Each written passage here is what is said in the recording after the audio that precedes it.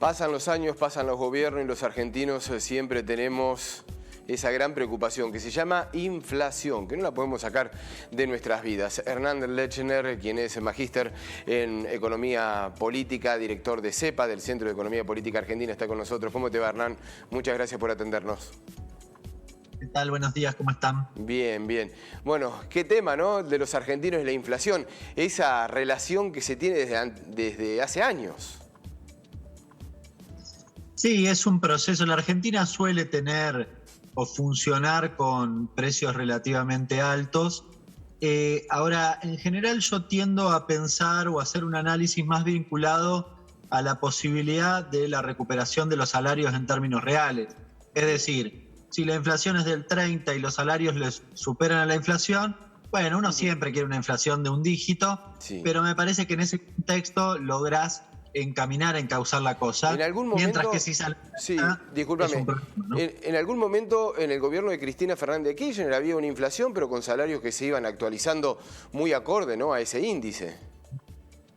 Y sí, la verdad que vos sobre todo incluso en los últimos años, donde no tenés un crecimiento de la actividad económica tan marcado como lo habías tenido en los años previos, sin embargo, una de las características que en general se menciona poco es que los salarios sí le ganaban a la inflación, con lo cual tenías un proceso, digamos, de redistribución de la torta en favor del sector asalariado, y lo cual lo hacía, claro, de nuevo.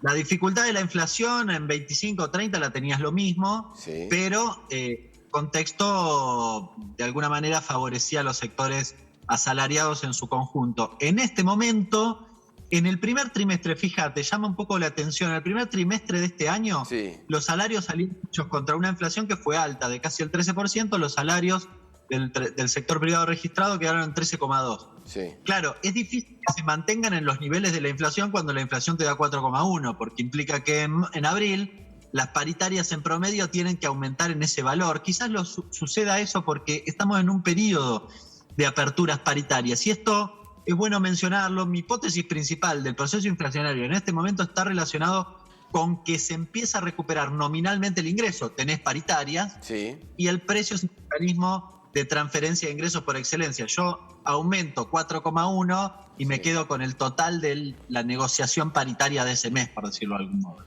Sin embargo, los alimentos es una preocupación que el gobierno ha optado distintas medidas de un tiempo a esta parte y no consigue detener esa alza de precios. Ahí se conjugan, para mi forma de ver, varias cuestiones, pero dos son las principales. Una, efectivamente, son los precios de los commodities. Mira, cuando vos mirás la inflación mayorista de cultivos agrícolas, por ejemplo, aumentó casi 100% a marzo del 2021, sí, en términos interanuales. Todavía no está el dato de abril, que probablemente sea la semana que viene. Pero aumentó 100%, es decir, te está presionando a la alza, claramente. Si vos... Es cierto que la Argentina necesita dólares, pero también es cierto que, no sé, la Argentina consume muchos productos derivados del maíz, muchos productos derivados del trigo, obviamente la carne, que hoy está funcionando como un quasi commodity. Es decir, tenés que lograr desenganchar eso del precio internacional. Esto por un lado. Y después yo creo que en este contexto que mencionaba recién hay mucha avivada. Hay muchos... Digamos, el sector alimenticio argentino, cuando vos ves la mesa de los argentinos, son muy pocas empresas que producen esos productos.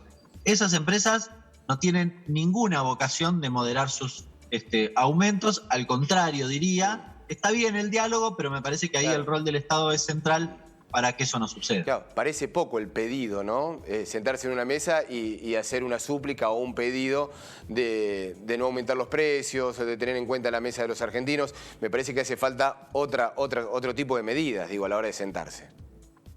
No, definitivamente, ya está demostrado que yo, de nuevo, digo, soy, sí, promotor del diálogo. Me parece muy bien que vos te sientes a discutir con estos sectores, que en general los denominamos como formadores de precio, pero luego... es el rol del Estado en, digamos, los que remarcan son ese sector, está claro, pero el rol del Estado es el que tiene que, de alguna manera, neutralizar ese efecto. Y en ese sentido, una cosa que me parece bien importante, la orientación del gobierno va en esa línea, es mirar hacia adentro de la cadena de producción y comercialización, porque en general nosotros decimos, bueno, aumentan los precios, los consumidores somos las víctimas, que está claro que sí, pero además hay sectores dentro del proceso de producción y comercialización que también son víctimas. Yo soy de San Martín, un distrito pegado a la capital, industrial pyme esencialmente. Bueno, las pymes también se ven afectadas, o la distribuidora, o el carnicero a la vuelta de mi casa, también se ve afectado cuando va y compra la media res y aumentó.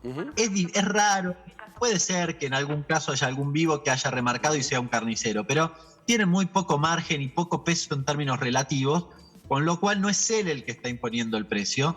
De hecho, en las últimas 2 semanas hubo una multa a un supermercado muy grande, que por cierto es productor, además el único de capitales locales, que además es productor de Hacienda y vende en la góndola, que fue al mercado de Hacienda acá en Buenos Aires, a Liniers, y compró 14 animales a 200 pesos el kilo vivo, mucho más caro de lo que estaba cotizando. ¿Para qué? Para hacer subir el precio, porque le conviene en góndola. Estas cosas son difíciles de detectar y son muy sensibles al bolsillo de los argentinos.